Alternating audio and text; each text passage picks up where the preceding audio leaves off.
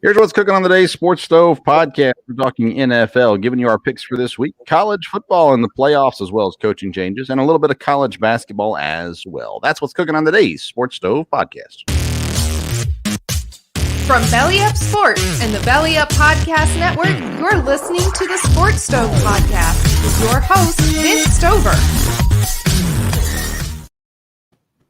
Welcome into a new edition of the Sports Stove Podcast. I'm joined, as I am normally, by my dad, Dale Stover. Dad, how you doing?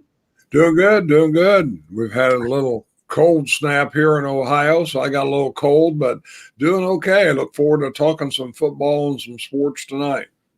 Yeah, it'll be, hopefully we can get through it, having some technical difficulties, but we'll just muscle on. One of the NFL teams that's not muscling on really anymore is the Houston Texans. First team officially eliminated out of the NFL playoff picture still a few weeks to go, and they are the first team gone. Not a huge surprise, but still an interesting note that even the 1-10-1 Lions are not yet mathematically eliminated, but yet Houston sure is. And they're not a team really that you're looking at. I mean, they're not going to fire their coach after one season, are they? No, I wouldn't think so. I don't think so. It'll be interesting to see. You know, they're going to definitely have to get some more talent in there, and they don't have the draft pick, so it's going to be a little tough. Yeah. Speaking of teams that might fire their coach, Chicago, it's been rumored now for 2 weeks that Nagy's on the way out. That around Thanksgiving, they were talking about maybe firing him before Thanksgiving. He won on Thanksgiving barely, and then survived. And now this week they're playing against the Green Bay Packers. Are they just going to hold on to Nagy till the season's done, or are they going to fire him after this week? Well, I think it probably depends on the game. I think if they get blown, I think at any point they get blown out again. I mean, I don't think he's going to be the coach next year. I assume he knows that. They know that. What advantage to the team is it to get rid of him, before Black Monday? I don't know, because, in the pro ranks, you're not going to get another coach. And one of the assistants is probably not going to take over there, and they know the players anyhow. So it's kind of an up in the air thing. As far as fans are concerned, it'd probably be better to make the move.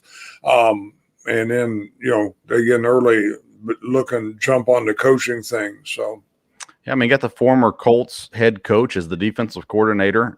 He did well in his time in Indianapolis. Obviously, eventually got fired, but I've got some experience there as well. And then it seems like the Bears are trying to, as they always do, try to kind of say, no, we're behind our coach and we're here to support him and we believe in him and he's one of the bright minds and all this kind of baloney. But at some point, you got to realize we got Justin Fields. We got to do the most with it. And I think they need to fire GM and coach and kind of start fresh there in Chicago. That's at least my opinion, nonetheless. Any other coaches on the hot seat that you can think of? I feel like Mike Zimmer seems to be the name that continues to pop up a little bit as far as being a coach that might be on the hot seat. But he's got his team 5-7, second place in the division. Now, Green Bay can lock up the division this week, actually, with a win and a Minnesota loss. But I said before the season, I thought this would be his last year in Minnesota. Do you think he's on the hot seat? Yes, I think this will be his last year in Minnesota unless they made an incredible run here at the end of the year or enough to them say, well, we want to keep going with that, because Minnesota is kind of a mystery. Keeping him to me, I think, as long as they have. So, you never know. As far as other coaches, I think it really depends what happens these last 4 or 5 weeks. I've heard a lot of people up here in Cincinnati say they've got everything. The only question now is the coach. And, of course, if they finish up well, then I think there's no reason to think he can't do the job.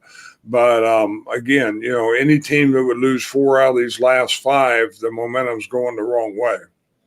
Yeah, the Saints are on a massive losing streak, 5 straight games, but of course they've been without a solid quarterback since Jameis Winston went down.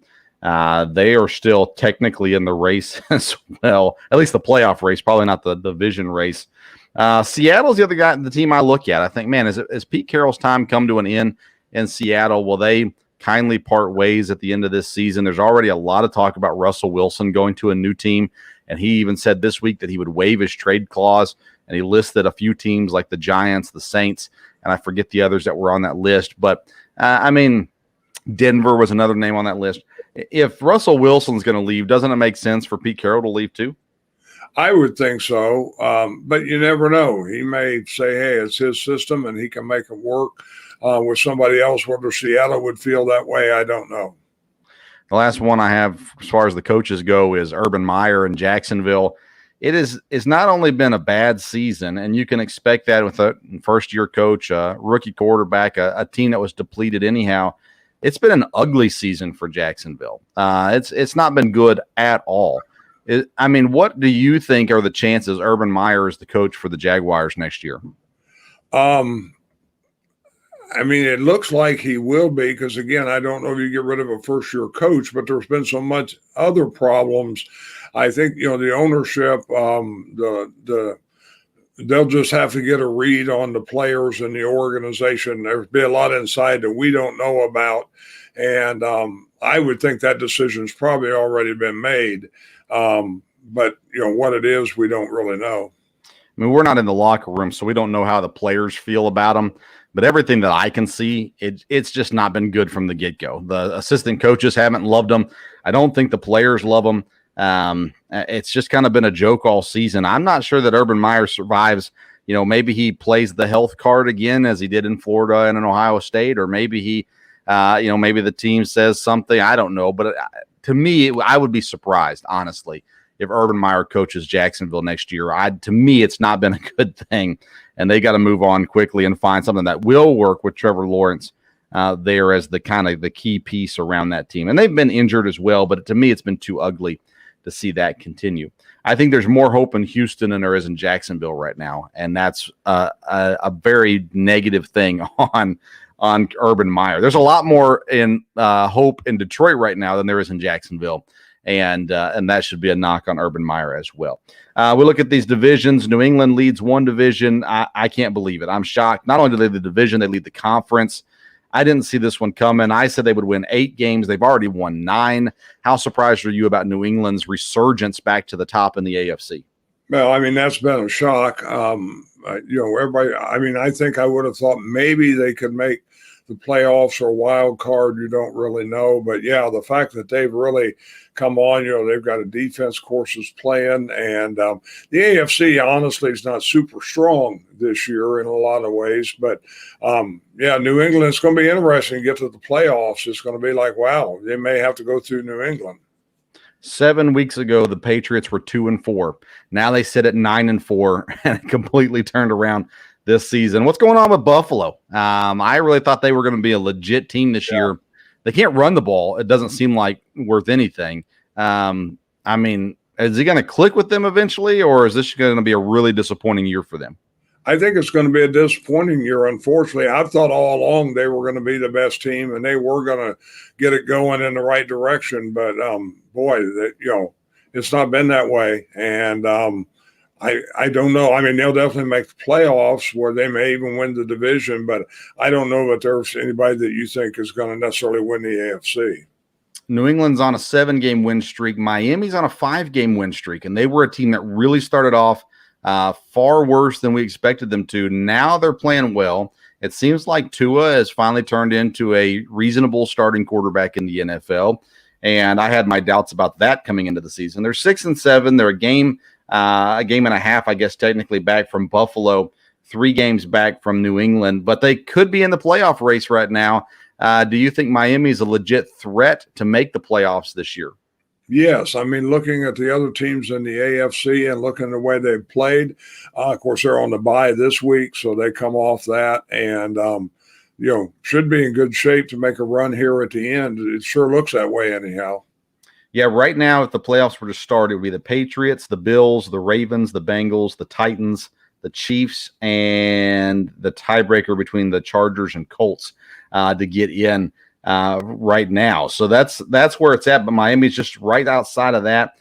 Vegas and Denver are right outside of that. Pittsburgh and Cleveland are right outside of that. It's going to be a rat race here to the end in the AFC. I still think Kansas City is the team to watch for in the AFC. They're sitting at 8-4. They're on a 5-game win streak as well. It seems like Kansas City's back. We are Andy Reid fans, but do you think Kansas City can make a run to the Super Bowl again this year? I mean, I think so, based on what is there in the AFC, and they're playing well, seem to be going in the right direction. So I think it'd be a great chance for them at least to get to the AFC Championship game. Speaking of win streaks, the Washington football team, they're now at 6-6 after a 4-game win streak. They play Dallas this week. We'll talk about that more in a few minutes. But, Dallas, I think Dallas is the team in the East, but it seems like Washington and Philadelphia, they're not quite done yet. Yeah, they really hang around, and that's kind of surprising. But I think Dallas is probably too far ahead to get caught. But, yeah, when Washington went on this streak, and just when you think, it's Philadelphia, it's the hardest team to figure out. You just don't know. But all of a sudden, then they win another one, and they're back in it. So if Dallas went on a little bit of a skid, but it'd be them letting people back in it. Yeah, Philadelphia wins this last week with Gardner Minshew as their starting quarterback. I put a poll out, and I would like to get your thoughts on this week. Who will Gardner Minshew play quarterback for next season? I listed 4 teams: the Eagles, the Steelers, the Lions, the Texans. You could insert another team if you think there's a better fit for him. But where do you think Minshew will be next season? Well, of those teams, I think probably if he ends up one of those teams, it would probably be Houston. To me, a team that ought to look at him would be Pittsburgh. I agree with you. I think Pittsburgh makes the most sense for Gardner Minshew. I think that there's potential there that he is a good fit there. He's shown that he can win some football games, that he plays hard, and you put him in a system that he can succeed. The pollsters said 32% of our pollsters said the Eagles, 30% said Pittsburgh, 24% said Houston, 14% said Detroit, and then we had one person comment in that they thought the Giants would be a good fit there for Gardner Minshew. Let's talk about the Giants real quick, Dad. Daniel Jones, he's injured, but do you see Daniel Jones as being the guy in New York, or do you think they have to go find another quarterback? Well, I don't think he's proved this year that he's the guy. I think he may still have potential. They may still stay with him. And when I first heard about the poll, the Giants was the first team that came to my mind about Gardner Minshew in some ways. But I think Daniel Jones is still going to get a good shot at it. Whether he's the guy or not, I don't know. Yeah, to me, he fits a fan base like Pittsburgh or Cleveland more so than he fits a fan base like New York. Now, that's not to say he couldn't make it happen, but nonetheless, that's an area that I kind of look at and go, where does he fit? They fit in Jacksonville pretty well, actually. They got the first overall pick. So, yeah, I don't know. It'll be interesting to see kind of if he gets an opportunity to take a chance at starting next year. As we've talked about it, there's not a great draft class when it comes to quarterbacks this year. And so maybe, just maybe, we're looking at Gardner Minshew starting again next year. Maybe New Orleans. I don't know. There are all kinds of spots available for him as well. Tampa's making the run in the NFC as well. They're currently behind Arizona, tied with Green Bay. Who's the best team in the NFC as it sits today? I mean, again, I'd be a little prejudiced, but Green Bay is playing as well as anywhere. Obviously, Arizona is ahead, but we'll find out something this week in their game, I think, with the Rams. Tampa's right there. Just when you think they're going to lose another game, they pull it out. In some ways, I wouldn't be surprised if the NFC Championship is a rematch of last year. Yeah, I agree with that. Tampa, I think Tampa and Green Bay are the most solid teams right now. Arizona has some great talent. I just don't trust a number of things about them.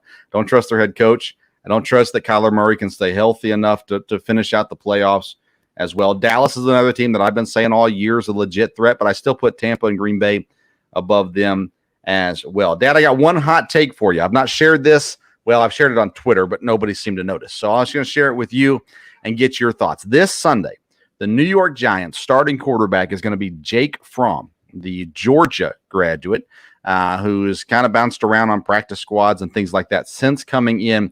When he was drafted in the same draft as Jalen Hurts. When he was drafted, I said he'll get drafted late in the draft, but he could have a solid NFL career. I think Jake Fromm comes into New York and wins an opportunity to compete for the starting job next year. there for the Giants. I think Fromm is that good of a quarterback, and I think he has a legit opportunity, although he's new to the Giants, so he's going to be rough in that degree. I think Fromm's a good enough quarterback that just maybe he shines well enough to get an opportunity to fight for a starting job next year. Your thoughts on my take on Jake Fromm? I think you could be right about that. He has ability, and the Giants is a place where, again, if he could shine here for a game or two, he definitely would be a guy they would have to take a look at next year. So that's very interesting that he's a guy whose name's come up again all of a sudden. Yeah, I'm a big Jake Fromm fan. I think when I look at college football quarterbacks who win games, to me, it doesn't make any sense why anybody would think that they're going to fail. That's not to say they're going to be perfect, right? Jalen Hurts, he won a lot of college football games, and so for that reason, I had some confidence that he could be successful in the NFL. To me, Jake Fromm, with what he did in college, proved, and he played in a pro-style offense. I think Jake Fromm has what it takes, and just maybe Jake Fromm starts to steal a job in New York, at least for this season, and then has an opportunity to compete next year as well. All right, that's the hottest take that I've had in quite some time. So hopefully people enjoy that, and we'll see if that stirs some conversation. Let's get to our picks, Dad. I had a good week this week, 4-2. 2 weeks ago, we both had great weeks. This week, Dad, I just feel it. We're both gonna have great weeks again this week. Let's go with your first game and your pick 6 here on the Sports Stove. Yeah, when I looked at these games, if we have a great week this week, I'll be a little surprised, but you never know. When you're going with your gut, maybe I'll get them all. First one, and I really thought about this because of the point spread, but I'll take Green Bay, even though it's 12.5 over Chicago. The last time these two teams played, Aaron Rodgers said, "I own you," to the Chicago fan base. This game is going to be a great game. They did not flex it out, even though the Bears have been really bad. Let's see here. That game is on Sunday night, right? Yeah, Sunday night game. They did not flex it out, even though the Bears have been horrible.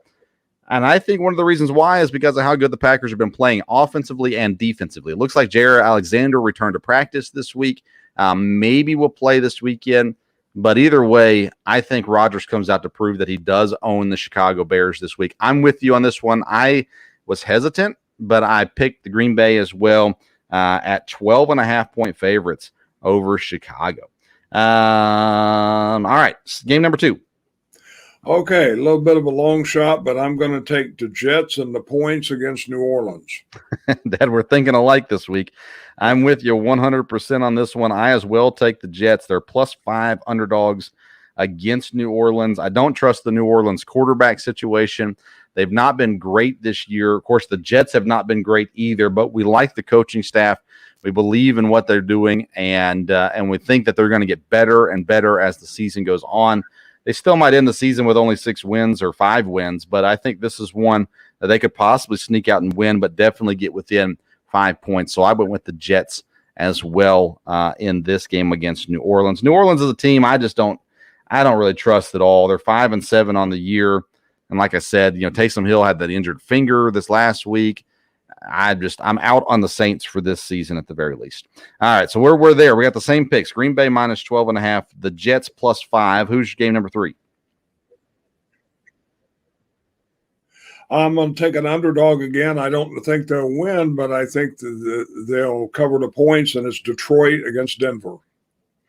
All right. Again, we are thinking alike this week. This may be a bad sign.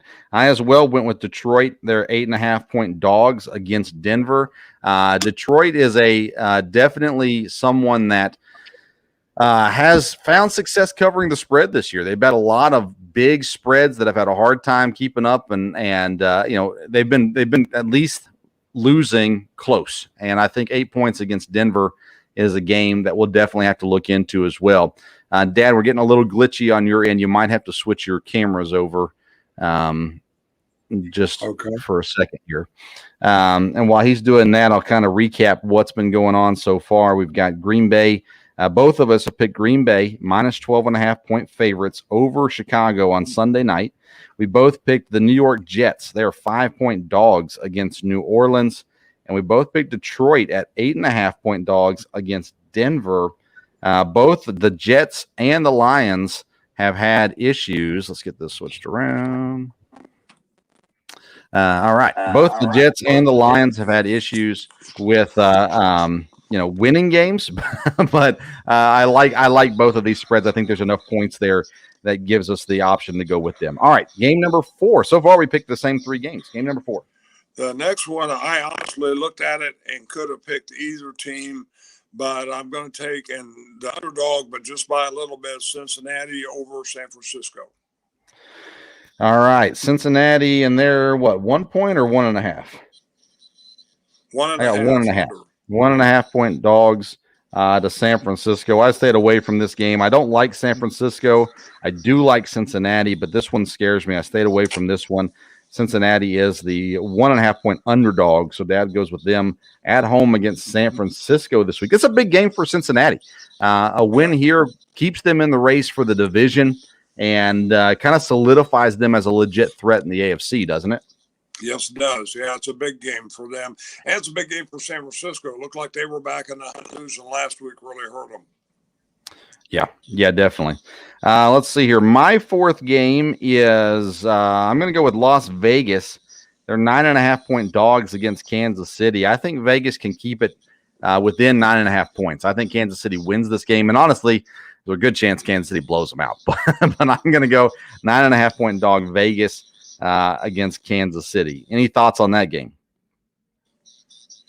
Yeah, that one scared me a little bit because the spread is high, but I do think Kansas City could win it. Like you said, they could cover it, so I stayed away from that one. All right, who's your 5th game? I'm going to go ahead and take Tampa or Buffalo.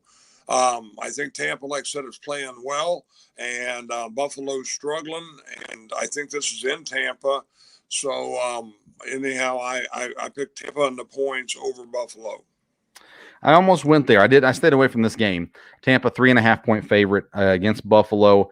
To me, it's just kind of one of those games where Buffalo, they've played the good games they've had this year have been against some decent teams. And I feel like Buffalo so desperately needs to have a good game that maybe this is the week where all of a sudden they show out again and we're sitting there going, boy, what a phenomenal effort, and Buffalo comes out and blows them out or something like that. So I stayed away from it. If I was going to pick it, I would pick Tampa as well. I'm a little bit more confident Tampa would win this game. But I'm afraid that Buffalo might click, and the next thing you know, take off from there. Let's see here. My 5th game is Dallas -4 against Washington. I think Dallas is the best team in the division. Even though Washington's had a great run, I think Dallas wins this game.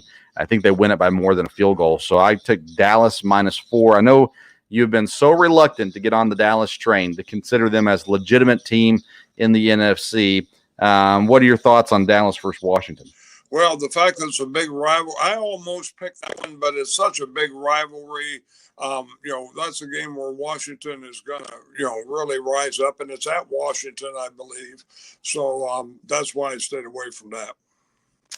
Yeah, I just, at the end of the day, I look at the talent levels on the team, and I just think Dallas is too good. They should be getting healthy about now as well. So that's why I went there. All right, who's your last game? All right, that was a big point spread, and it's a real Jekyll and Hyde team, but I'm going to take the Chargers over the Giants with the 10 points. 10 points. Goodness. I have made a decision. I refuse to pick the Chargers the rest of the season. They have let me down too many times this season. They should be good. They're playing against a bad team in the Giants. But, of course, Jake Fromm's here to save the day. I definitely stayed away from this game. And if for no other reason than I just don't trust the Chargers. I trust that they can beat the Giants. I don't trust that they can outscore them by 10. I wouldn't be surprised if the final score is 10-3. So that's interesting. Interesting thought. My last game, Dad, is the Old Faithful, and that is Atlanta. 2.5 point dogs to Carolina this week. I've had some good weeks with Atlanta, and I'm going to stick with them this week. It's on the road in Carolina. Carolina just fired their offensive coordinator at the end of the bye week as opposed to the beginning of the bye week. We'll talk about that more when we get to college football. But, they were on bye for a whole week, and they fired him at the end of that bye week. So I don't know what happened or what the thinking was there. I just don't think Carolina comes out and plays well. They're already down Christian McCaffrey as well. I think Atlanta is gonna be able to beat them. It may not be by a lot of points, but with it only being a 2.5 point spread, I decided to go with Atlanta there. Any thoughts on that game, Atlanta, Carolina? That was another one I looked at very seriously. But again, it just scared me because both those teams you don't know. Just when you think Carolina's out of it, they could all of a sudden play well. And Atlanta has played better than we thought. But again, they're not all that good either. So that one worried me a little bit. Yeah, I can understand it. Atlanta's one of those teams that I've kind of had been overly confident about this season. They're not great by any stretch of the imagination, but I feel like they can score enough there. And I really need Pitts to have a good game in fantasy football. I'm kind of tired of him underperforming each week as well. All right. Any other thoughts NFL-wise before we jump over to college football? No, it's going to be a good stretch run here in the last 5 games. I think it's going to be crazy when you get down to the playoffs. Trying to get the wild cards is really going to be a lot of them. Probably get into tiebreakers, and I think even the order for the division winners is going to stay right up to the end. At least it sure looks that way. We'll see here in a couple of weeks. And of course, it all depends on injuries. But you get teams that are getting healthier, and so we'll see. All right, let's make the transition now to college football as we're heading into bowl season, but you can't get into bowl season until first you have the Army-Navy game. Army 8-3 on the season, Navy 3-8 on the season, a 3:00 kickoff this Saturday. Any predictions or thoughts on Army-Navy? No, it's been interesting for years. Navy just controlled that, and in the last few years, Army's been better. And of course, they got a really good team this year. So it's a lot of tradition, a lot of pageantry, and really who the records and who's favored doesn't matter. Sometimes a whole lot in that, unless the talent's really lopsided. So it should be interesting. It's always fun to watch. It is. It's a fun experience. I try to get my kids to sit down for a few minutes and watch the pregame and the early goings of that game as well, for sure. College football playoffs. We have the Final Four set: Alabama versus Cincinnati, Michigan versus Georgia. These matchups make sense as far as how the season ended and everything like that as well. Do you have any disagreement with the rankings 1 through 4?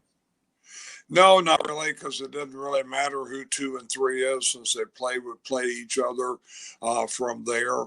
So no, it doesn't. And it's interesting. I wonder how the NCAA feels about this, because I know they want to expand the playoffs.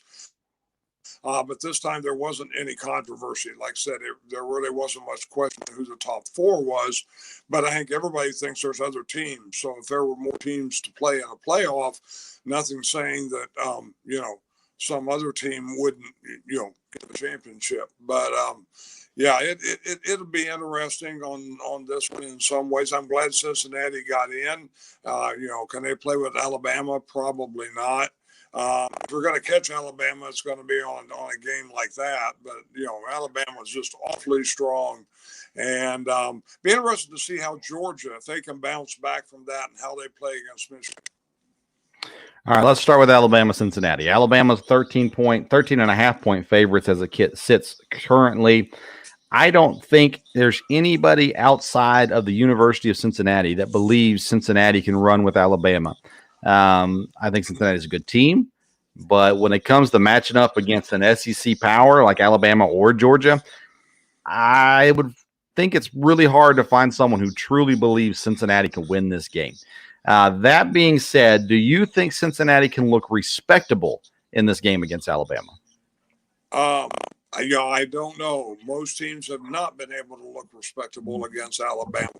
Once they get rolling, the only way it could be is if they get a lead and just stay really, really close. Once they get 10, 14 points behind, the tide, just gets rolling and it's all over with. And that's what could easily happen to Cincinnati. But Cincinnati's got everything in their corner as far as we're the underdog. Nobody thinks we can do it.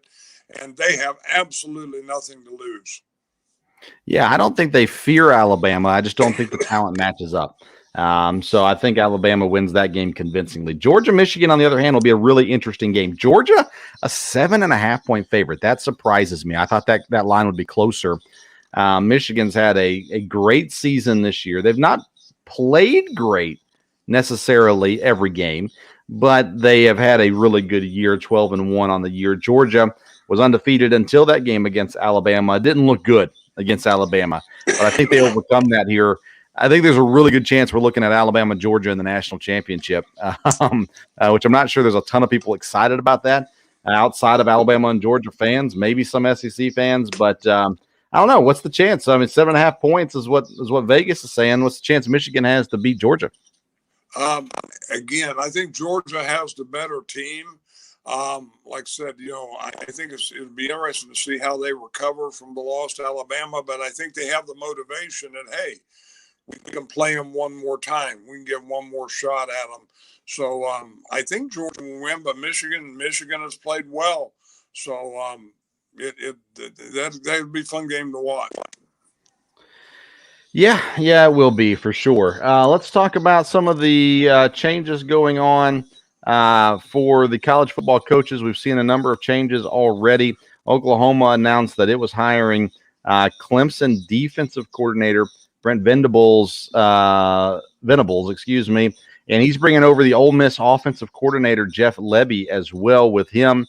Miami hires in the Oregon coach, and Cristobal kind of surprises me.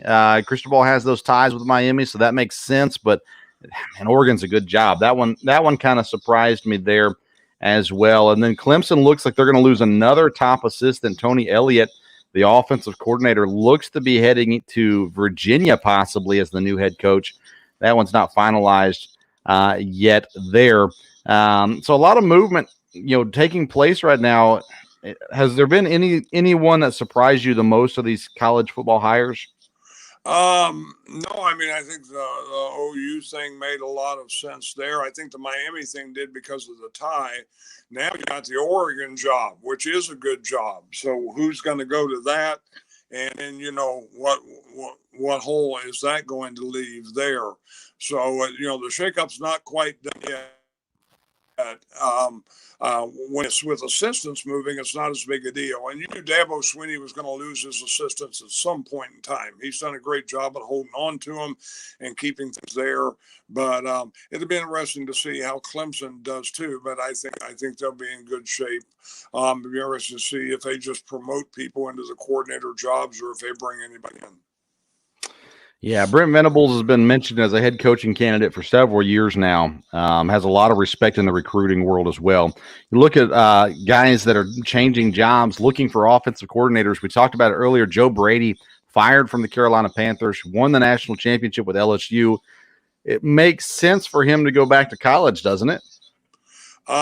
Yes, it does. I think it probably does. But we'll see where he ends up. You just talked about an opening at offensive coordinator of a guy that went to OU. That one would make a lot of sense. Yeah, definitely. There's some opportunities out there. Who does Oregon bring in? I think the name Urban Meyer has to be on the table for Oregon, but I don't know that he would go. I don't know if they would want him with some of the baggage that he brings as well. Maybe Joe Brady gets the interview for a head coaching job at Oregon. I don't know. But it'll be interesting to see where they go and continuing to fill those spots that open up there as well. Dad, I was looking through, I didn't have a chance to go back and listen, but I looked through our college preview episodes and to look at over-under win totals, a couple to bring out that we did well on and missed on as well. In the ACC, we nailed the over with Wake Forest and NC State, said that they would go over their win total. They did. I kind of blew it with Louisville and Miami, both of those. I thought that they would go under. They did not. I was right on those. I was right on Louisville and Miami going under. And then I was wrong on Pitt. Pitt really surprised me in the ACC. I didn't see that one coming this year at all. And, of course, they rise up to the top of the ACC this season.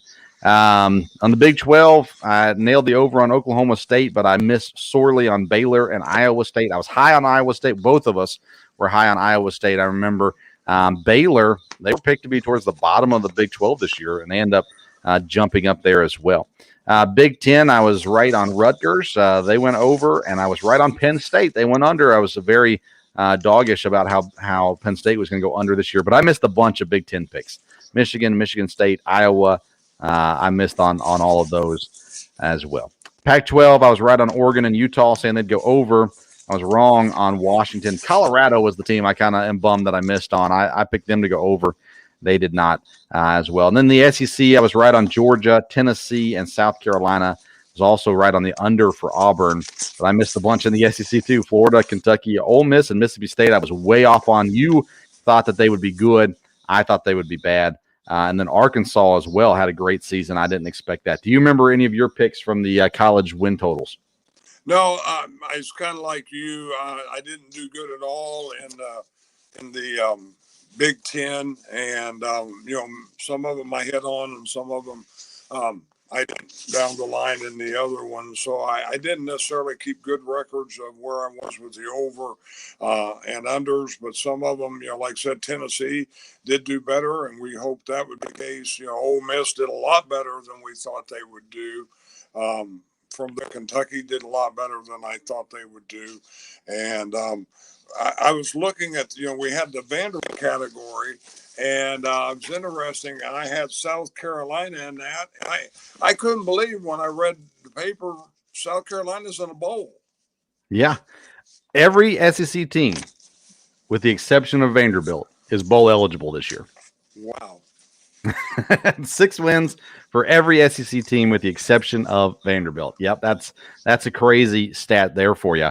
And Vanderbilt solidified why we have the Vanderbilt bracket, and that's why we didn't call it the Vanderbilt South Carolina bracket, because only Vanderbilt belongs in that bracket there. So now you know for next year not to make that mistake again.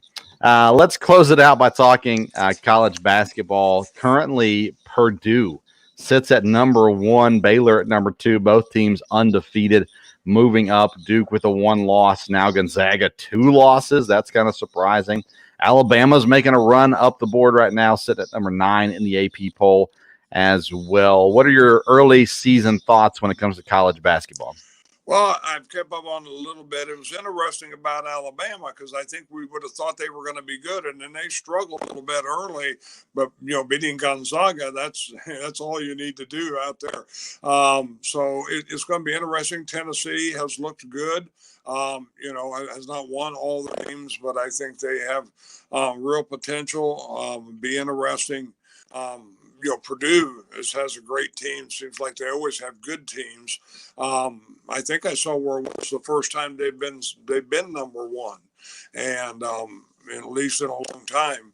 And I think we're set for some good college basketball and some good teams, and we'll see how it shakes out.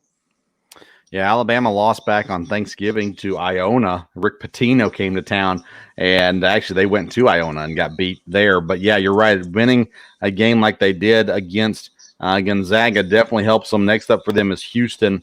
And then Memphis. I don't know if you followed anything about Memphis. Here in Lexington, the fans love to bust on Penny Hardaway. He has a lot of trash talk and yet seems to fail miserably so far as a head coach at Memphis. They have one of the top recruiting classes in the nation. It's not looking good for Penny Hardaway to this point this season. Huh. No, interesting. I had looked and said, I know Memphis, it seemed like could recruit very well. Yeah, he can recruit. That's not the problem. Or he's paying. I'm not sure exactly how it's working. He's got the players, just he doesn't know how to coach apparently. Okay. Any other teams that just stand out to you? I know you mentioned a few there already. Purdue being at number 1. I don't assume that'll last all season, but hey, you never know. Baylor has been good the last couple of years, so they should stay up there. UCLA has some veteran players there as well. Kentucky, they're just playing. They're kind of through their cupcake season now. Their cupcake schedule. They got Notre Dame on Saturday, Ohio State the next Saturday, Louisville the next Wednesday, and then they get into their SEC play with only one more non-conference game against Tubby Smith and High Point there around New Year's. So we'll know a lot more about Kentucky basketball here in the coming weeks now as they start playing legitimate contenders versus the easy teams there as well. All right, Dad, here we go. We're setting up for Jake Fromm Sunday, and we'll get to see how everything shakes out there with the New York Giants and Jake Fromm. We've got our picks in this week as well. Got some college football and basketball talked about. And we'll be back next week. Should be Thursday night, and excited to bring you the new episode. Don't forget about our Wednesday local hour episodes. They're out Wednesday morning. And this past week, we had on UFC heavyweight Harry Hunsucker. He fights on December the 18th against Justin Taffa, and he lives down the road from me. We had him on for the third time. Came on and chatted with us about that fight. And then we also talked with a defensive line coach from EKU, Jeremy Hawkins. He was just named to the AFCA's best 35 under 35 coaches. So that's an exciting thing for him as well. So make sure you tune into those things. Follow us on Twitter and Instagram at Sports Stove. You can find us on YouTube, the Sports Stove Podcast. Thank you so much for tuning in to tonight's episode, or today's episode, whenever you're listening to it, of the Sports Stove Podcast. Until next time.